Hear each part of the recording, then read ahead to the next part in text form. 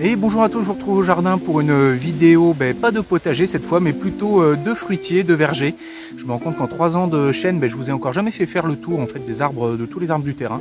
Et je me suis dit que ça serait l'occasion voilà, de faire une petite balade sur le jardin et puis on va aller regarder un peu tout ça. Ouais, donc c'est parti pour le tour des fruitiers du jardin. Alors là, vous voyez par exemple ici, c'est la zone du murmure des murmures là, que j'avais fait l'an dernier. Zone où il y a normalement énormément de murs et là, vous voyez, cette année, il n'y a pas grand chose. Là par exemple, ça c'est le mieux que je vais par exemple réussir à trouver en termes de murs. Comme ça a été très sec tout l'été, il n'y a pas eu d'eau. Ça a fait des tout petits fruits qui ont très vite séché. Donc la récolte de murs cette année très compromise, vous voyez. En plus bon là ils sont passés pour tailler les haies, donc il y en a pas mal qui ont avorté, mais regardez ça là par exemple, celle-là on voit c'est tout petit. Donc ça vaut même pas le coup d'être ramassé. Donc cette année la récolte de murs va être pas mal compromise par rapport à l'an dernier où ça avait été absolument fabuleux. Et globalement c'est pas une année à fruits cette année, donc je vous fais une vidéo sur les fruitiers au jardin. Mais ça va être quand même clairement pas une superbe année sur les fruits. On va quand même ramasser quelques trucs, mais ça va, par rapport à l'an dernier, je pense que ça va être beaucoup moins. On va essayer de changer l'angle là, parce que c'est très éclairé. Alors là, je vous montre, du coup, c'est le cerisier du jardin là que j'ai réparé, celui qui est un peu abîmé au pied, là où j'ai mis une sorte de baume dessus pour essayer de l'arranger un peu. Là, vous voyez, c'est pareil, on voit qu'il a soif. Hein. On voit à l'état de ses feuilles que ça pendouille, hein, ça a du mal à... Il est déjà en train de sécher là au niveau des feuilles. Donc bon, il est encore petit, on ramasse pas de cerises sur celui-là. Mais globalement les petits arbres, je cherche pas trop à ramasser des fruits dessus quand ils sont petits. Je protège pas des oiseaux, ce genre de choses. Mais il commence à bien grandir, hein. Je l'ai planté il y a 2-3 ans, il était vraiment tout petit. Et là on voit qu'il commence à pousser. Donc là c'est encore l'énorme roncier là qui fait tout le long en fait du coup du potager qui continue. Et là on arrive à l'entrée du potager et là j'ai planté un noisetier à l'entrée du potager juste là. Et c'est pareil, il pousse plutôt pas mal du tout, il fait des belles noisettes, vous voyez. Bon, désolé pour le bruit, hein, j'ai encore un tracteur tondeuse qui tourne à côté. Voilà, des belles grosses noisettes, là donc celui-là, ma foi, il se plaît bien. Je lui mets régulièrement du paillage, et puis un peu d'arrosage aussi. Alors c'est l'intérêt des arbres qui sont près du potager, c'est que comme j'ai le tuyau d'arrosage pas loin, ça m'arrive régulièrement de leur donner également à boire. Même le cerisier, hein, beaucoup il a eu à boire cette année, mais ça n'a pas suffi. Alors là, je rentre dans le potager et au niveau du potager, du coup, j'avais ce pêcher qui était déjà là et qui a énormément profité. En fait, il est au milieu de la bâche des courges puisqu'il y a une bâche à gauche et une bâche à droite.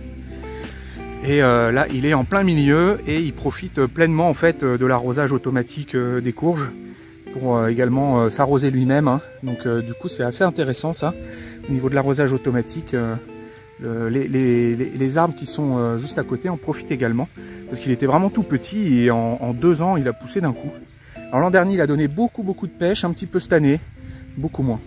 Ah oui, puis alors j'ai encore jamais fait depuis le début de la création de la chaîne, mais je pense que je vais faire une vidéo de FAQ, de foire aux questions prochainement. Donc n'hésitez pas à poser vos questions en commentaire sous la chaîne, je sélectionnerai celles qui me paraîtront les plus intéressantes, puis j'y répondrai en vidéo.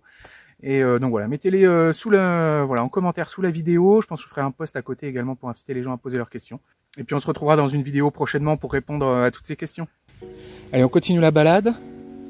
Alors ici on a un poirier qui nous a donné pas mal de poires. On en a fait des gâteaux, des crumbles, c'était vachement bon. Alors il a pas mal donné, alors il en donne aussi beaucoup par terre qui sont tombés. Du coup il y a beaucoup de frelons qui tournent autour puisqu'ils viennent manger les poires par terre. Donc j'évite de trop traîner dans ce coin là. Au fond là on a les petits fruitiers mais qui ont du mal à pousser. Ça c'est vraiment pas une réussite au potager, les petits fruitiers. Je crois qu'ils sont trop au soleil. Ou alors ils se plaisent pas dans le sol, je sais pas trop. Mais toute cette rangée de petits fruits là, j'ai vraiment du mal à les faire pousser. Ça donne pas grand chose. Alors on continue, ici j'ai un deuxième pêcher. Ah bah alors là en plus voilà. Donc ça c'est des petits pêchers spontanés qui avaient poussé au milieu des plates-bandes que j'ai mis dans des pots. Et mais ils poussent très bien, ils se plaisent bien. Ils continuent de bien grandir. Donc là encore un autre pêcher au milieu d'une plate-bande.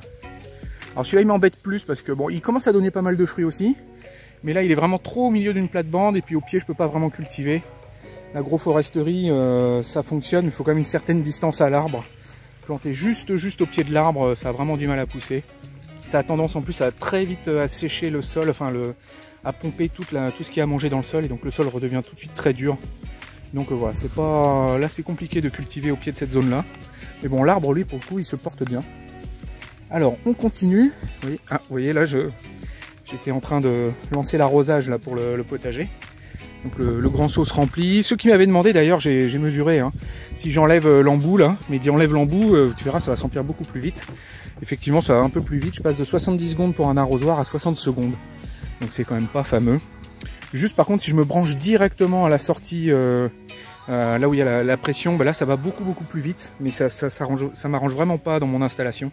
Donc du coup je suis assez content de cette trouvaille là, ça fonctionne pas trop mal. Alors ce figuier au bout là, c'est un figuier spontané qui est sorti il y a 2 ans. 2 ans ou 3 ans, non 2 ans c'est ça, vous voyez en 2 ans comment ça pousse. C'est de la folie, en 2 ans il a poussé comme ça. Mais a priori c'est un figuier spontané, donc qui est dû partir de la graine. Et on a une chance sur 2 d'avoir un figuier mâle ou un figuier femelle. Et les figuiers, c'est seuls les figuiers femelles en fait qui donnent des fruits. Les figuiers mâles, on appelle ça des caprifiguiers. Et a priori, ça donne des fruits à l'hiver qui après tombent très vite. Et puis on n'a pas de figues avec. Donc bon, je vous ferai une vidéo dessus, je pense que c'est intéressant. Mais je vais lui laisser encore, je pense, une saison pour être sûr que ce soit un caprifiguier ou pas. Et si c'est un caprifiguier, je pense que je le couperai parce qu'il est quand même mal placé. Il est en plein sud du potager. Et là, pour le coup, il fait faire de l'ombre sur une grosse zone. Donc je pense que celui-là, je vais le couper si effectivement il s'avère que c'est un caprifiguier. Ah bon, là c'est un peu en ronce, il va falloir que je m'occupe, je pense qu'il va falloir que je passe quasiment 1 ou 2 journées à juste m'occuper des ronces au jardin. Ici c'est vraiment un gros problème les ronces, ça pousse de partout. Et donc là maintenant que j'ai le broyeur de végétaux, je sens que les ronces, je vais me prendre 1 ou 2 journées à l'hiver, une fois que toutes les feuilles seront bien tombées et qu'on verra bien les ronces, il va falloir que je m'en occupe. Et je découpe tout ça. Alors en plus cet arbre là il est pas mal pris également dans une sorte de chèvrefeuille ou une viorne, je sais pas trop, qui fait des jolies fleurs rouges comme ça. Voilà, je pense que ça ressemble pas mal à un chèvrefeuille ou une viorne ou ce genre de plante grimpante. Et ça c'est un prunier. Alors il donne pas mal de prunes aussi chaque année, mais le problème c'est que c'est les merles qui en profitent essentiellement. Et vous voyez comme ça a eu soif, ils ont déjà perdu toutes leurs feuilles, là les arbres. Tout est déjà tombé. Et alors il a fait pas mal de prunes, mais bon, l'essentiel a été attrapé par les merles. Et ça m'embête un peu de rentrer dans une logique de mettre des filets sur les arbres, c'est vraiment quelque chose de très compliqué. Donc bon, je pars plutôt dans une logique de saturation du terrain en fruits, en me disant que bon, au bout d'un moment, les merles, ils auront plus faim et puis ils vont arrêter d'en manger. Mais pour l'instant, je n'ai pas encore suffisamment de fruits sur tout le terrain pour saturer les oiseaux. Après, toujours cette logique-là aussi de nourrir les prédateurs qui nous mangent nos récoltes, c'est que du coup, ils pullulent, parce que plus il y a à manger, plus ils sont nombreux. Donc du coup, il faudrait peut-être que j'arrête de nourrir les oiseaux l'hiver pour éviter qu'il y en ait trop et qu'il y ait au moins une période dans l'année où ils aient un peu faim, parce que sinon, j'ai peur que ça devienne vraiment la foire aux oiseaux ici. Donc bon, je sais pas, je réfléchis à l'affaire. Mais voilà, gérer les arbres avec des filets, je pense que c'est vraiment trop de boulot, trop compliqué. Donc je vais essayer de trouver une autre manière. Ou alors les effaroucheurs à oiseaux, mais bon, ça n'a pas l'air de les... ce genre d'effaroucheur là, ça n'a pas l'air de faire beaucoup d'effet. Alors on continue la balade. Là on arrive sur un grand pommier qui était déjà là. Alors je lui ai fait une taille l'an dernier. Bon vous voyez il a des pommes abîmées. On a déjà ramassé un peu. Mais c'est pareil, cette année il va pas donner beaucoup. Généralement j'ai souvent lu que les fruitiers ils donnaient 1 année sur 2. Et autant l'an dernier on a beaucoup ramassé, je pense que cette année ça va être une année un peu morte, surtout qu'avec la sécheresse qu'il y a eu, clairement ils ont eu du mal à faire des fruits les arbres. On en a ramassé quand même quelques-unes, mais bon voilà, a priori pas énorme. Alors je lui ai fait une bonne taille, c'était, non pas cette année mais il y a 2 ans. Et là il avait beaucoup donné, du coup il avait beaucoup fructifié. J'avais fait une taille pour élaguer toutes les branches intérieures qui partaient vers l'intérieur, qui se touchaient, pour voilà, essayer qu'il respire un peu mieux. Et ça lui avait bien profité, il avait bien donné. Donc peut-être que l'an prochain, du coup, il va redonner également un peu plus. Et j'en profite pour vous montrer le pin là à côté, qui est très beau, le tilleul derrière. Et là encore un autre grand pin. Hop. Il est très arboré le terrain, peut-être presque trop, ça me limite dans mes projets de plantation de légumes, trop d'ombre. Mais par contre il est très très beau. Alors là, donc ça c'est toute la zone que j'avais laissé pousser s'enherber pour la nature. Là on voit qu'on commence à avoir presque à faire du mal à faire la différence entre la zone tondue et la zone pas tondue, parce qu'au bout d'un moment là j'ai toujours pas fauché. Et on voit que ça finit par verser et puis les herbes finissent par décliner. Bon, on voit que par contre il va falloir que je passe la tondeuse quand même 1 fois chaque année, sinon il y a des petits arbres spontanés qui poussent de partout. Et si je les laisse là, il y a une forêt qui va repousser. Alors je suis devant mon pommier là qui est un peu au loin derrière, et puis je vais profiter de ce petit passage de la vidéo pour remercier tous ceux qui ont pris un abonnement à la chaîne, l'option rejoindre sous la vidéo pour me soutenir dans mon travail. Voilà, merci beaucoup à tous. J'affiche voilà les noms ici. Merci encore, hein, franchement c'est super sympa de soutenir. Voilà, pour ceux qui le peuvent et le veulent, n'hésitez pas à rejoindre la chaîne. Et puis même si vous voulez pas, pensez petit pouce bleu, vous abonner, ça soutient toujours pas mal la chaîne pour la pousser un peu. J'évite de trop le dire dans les vidéos parce que vous êtes souvent sollicité vis-à-vis de ça, les pouces bleus, les abonnements, machin, tout ça, la petite cloche et tout et tout. Donc voilà, j'évite d'en parler, mais bon, une fois n'est pas coutume, là voilà, n'hésitez pas, hein, la petite cloche, l'abonnement, enfin voilà, tout ça, vous connaissez la chanson. Et puis encore merci à tous ceux qui ont pris un abonnement, une souscription à la chaîne. On arrive dans la zone du petit verger que j'ai lancé. Donc là on a un beau figuier. Bon, il y a une ronce à gauche hein, qui s'accroche dessus. Alors ils sont en pleine production les figuiers, là il y a beaucoup de figues. Faut que j'y aille très tôt le matin pour les cueillir parce que les frelons ils traînent toujours autour. Et là c'est un beau figuier qui fait des belles figues violettes celui-là. Et donc pareil, chaque année il nous donne beaucoup de figues. Il est vraiment beau, il est vraiment grand. Celui-là il est très productif, et qu'il fasse beau, pas beau, qu'il fasse de la pluie, pas de pluie, enfin lui il est super bien, il donne toujours beaucoup. Et c'est un vieil arbre, hein. Lui il est là depuis longtemps. On voit il y a du lichen sur les branches et tout, donc moi, je l'ai toujours vu là celui-là. Donc voilà, c'est un beau figuier du jardin. Alors là on passe sur des petits arbres que j'ai plantés, donc c'était pas cet hiver là mais l'hiver d'avant. Donc ça c'est un pommier que j'ai mis là. Là j'ai fait une sorte de petite zone où j'essaie de faire un verger. Alors ça, je suis content, j'ai ramassé ma première amande cette année. Donc j'ai une première variété d'amandier en fait qui est beaucoup plus précoce, c'est celui-là. Voilà, qui est un princesse, amandier princesse. Alors, vous voyez hein, quand même, ils ont déjà plus de feuilles et tout, donc c'est quand même pas, c'est compliqué pour les fruitiers cette année. Ils sont pas en très très grande forme. Bon, enfin bon, il est pas mort, il a l'air de tenir le coup. Donc ça c'est un amandier princesse qui n'est pas censé faire de fruits mais qui fait des fleurs de manière à féconder celui-là en fait. Donc celui-là est plus précoce que celui-là, trop précoce, donc du coup il a plutôt tendance à perdre ses fruits. Les amandiers ils ont besoin d'être deux en décalage d'ailleurs pour qu'ils puissent féconder l'un l'autre. Et celui-là c'est un amandier Texas qui lui pour le coup on a ramassé une première amande cette année qui était très bonne. Et donc voilà, a priori, si ça se passe bien, celui-là devrait donner beaucoup de fruits chaque année, de plus en plus, enfin, de plus en plus, si la technique est bonne. Alors là, on continue sur un abricotier. Donc lui, il est pas trop mal aussi, il a bien pris. Ça, c'était des tout petits arbres à la base. Donc il va falloir que je les taille, hein. Enfin, sérieusement que je m'intéresse à la taille des arbres. Typiquement, ça m'étonnerait qu'il faille que je laisse ça. Je pense qu'il va falloir que je prenne un sécateur et que je coupe ça, mais justement, j'attends de voir un peu vos commentaires, parce que moi, vraiment, pour le coup, les fruitiers, j'y connais pas grand-chose. Et n'hésitez pas à me donner vos commentaires sur le sujet. Moi, je demande qu'à apprendre. Donc, moi, j'aurais tendance à couper ces branches-là, hein, pour avoir des belles charpentières plus en hauteur. Mais bon, voilà, j'en suis pas certain. Là, on continue du coup sur un nectarinier. Alors lui, il a chopé la cloque. Mais bon, il a perdu ses feuilles, et puis ça a repoussé derrière, là, au bout. Donc bon, ça a l'air de tenir. Alors au niveau des arbres au pied, à chaque fois systématiquement, je mets beaucoup de paillage. Je leur mets du broyat. Maintenant que j'ai le broyeur de végétaux aussi, j'hésite pas à leur mettre beaucoup de broyat au pied. Donc ça a l'air de pas trop mal leur réussir. Pour l'instant, j'ai perdu aucun arbre. Ah oui, puis j'hésite pas à arroser aussi. Hein. Je viens souvent ici avec des seaux remplis d'eau pour leur mettre de l'eau, parce que tant qu'ils sont jeunes, je leur verse 10 litres d'eau facilement une fois par mois et demi, pour être sûr qu'ils aient quand même, sans forcément fructifier beaucoup, au moins qu'ils ne meurent pas de soif, quoi. Alors derrière, quelque part, normalement, il y a une vigne qui doit se cacher derrière le figuier, où on la devine là derrière. Voilà, ça c'est une vigne que j'ai plantée ici. Alors ce grillage est plein sud, donc du coup, normalement ici c'est en pleine lumière. Et les arbres devraient pas trop mal profiter. Alors j'ai ce petit truc là qui a poussé, j'en profite pour vous demander d'ailleurs ce que c'est. Une sorte de petite plante très sèche là qui fait des boules rouges. Alors je sais pas ce que c'est, si vous savez ce que c'est, dites-le moi, je suis preneur. Je sais pas du tout ce que c'est. Bon, du coup je ramasse pas ça, hein. Je sais pas si c'est comestible. Alors je continue ici, donc on a deux groseilliers que j'ai plantés là, puis on voit que là il y a un noisetier spontané qui est ressorti. Parce que là, juste après, derrière, j'ai des noisetiers. Mais alors, c'est pas des noisetiers très qui produisent beaucoup de noisettes, ceux-là. Ils sont pas extrêmement généreux. C'est du noisetier de haie, quoi. Ils font pas énormément de noisettes, donc bon, ils se reproduisent un peu en plus. Donc, je sais pas si un jour je vais pas tailler ça pour mettre autre chose à la place, parce qu'en plus, c'est vraiment un emplacement plein sud. Là, c'est vraiment en plein soleil toute la journée. Donc là, ça serait vraiment un emplacement vraiment merveilleux pour planter d'autres choses. Donc peut-être qu'à terme, ça va partir pour mettre d'autres choses. Alors, également ici, donc un figuier qui fait des figues blanches.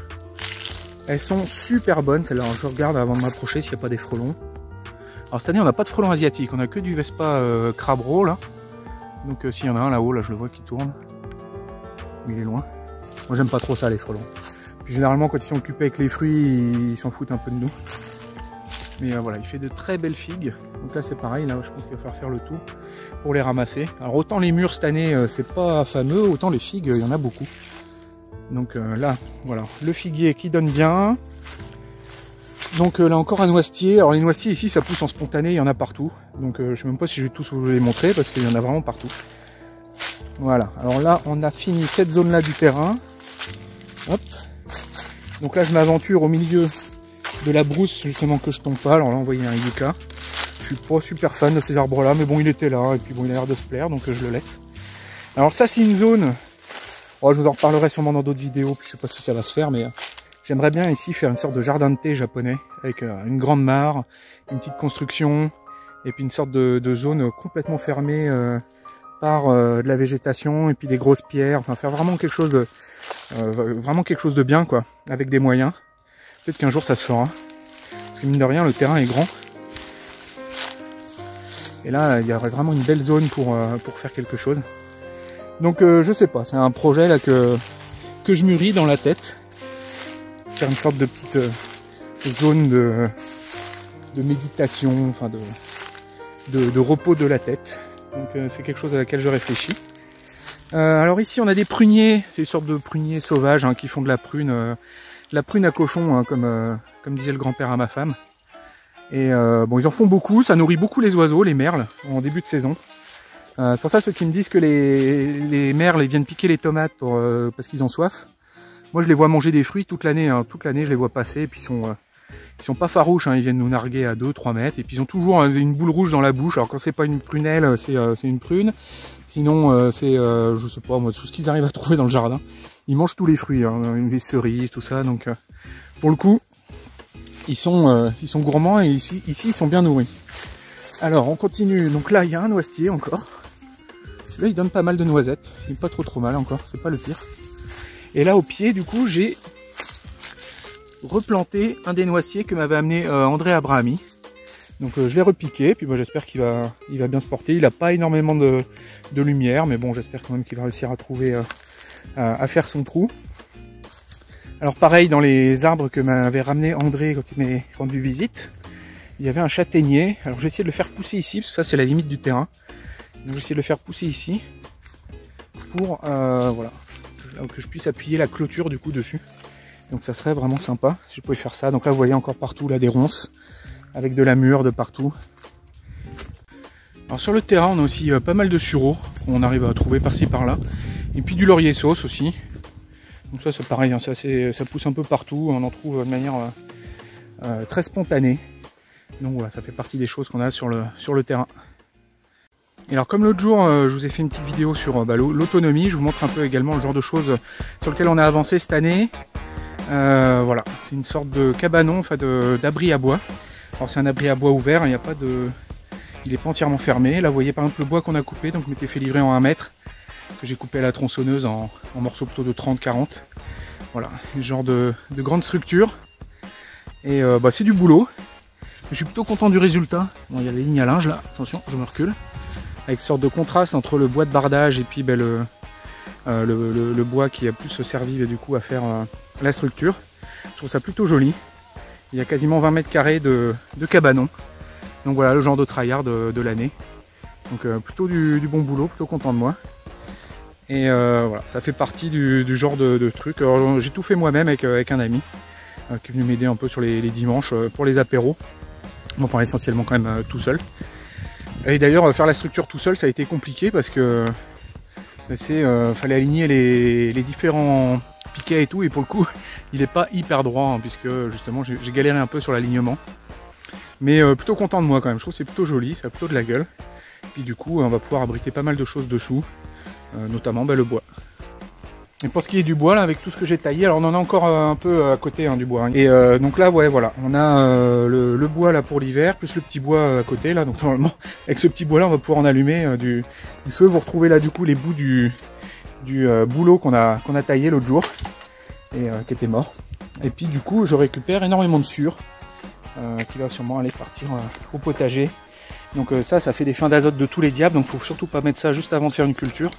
Mais typiquement dans les plates-bandes que je vais mettre à hiverner jusqu'à mai prochain où je vais repiquer au sein de glace. Là d'ici là ça aura le temps de se faire pas mal manger. Puis alors ça c'est quasiment, ça va se transformer en humus à quasiment 50%. Donc ça c'est... vous prenez le poids de tout ça, puis vous allez obtenir quasiment la moitié en fait d'humus en taux d'humidification de ce genre de matière là. C'est ce qu'on peut espérer obtenir. Et donc voilà, on a fait le tour du jardin, puis des fruitiers, dans tous les fruitiers que j'ai au jardin. J'espère que la visite vous aura intéressé. Et puis comme je vous ai dit, n'hésitez pas à mettre petit pouce bleu, abonnement, machin, tout ça. Et puis je vous dis à bientôt pour une prochaine vidéo. Ah oui, puis n'oubliez pas les questions pour la foire aux questions. Hein. Allez, à bientôt.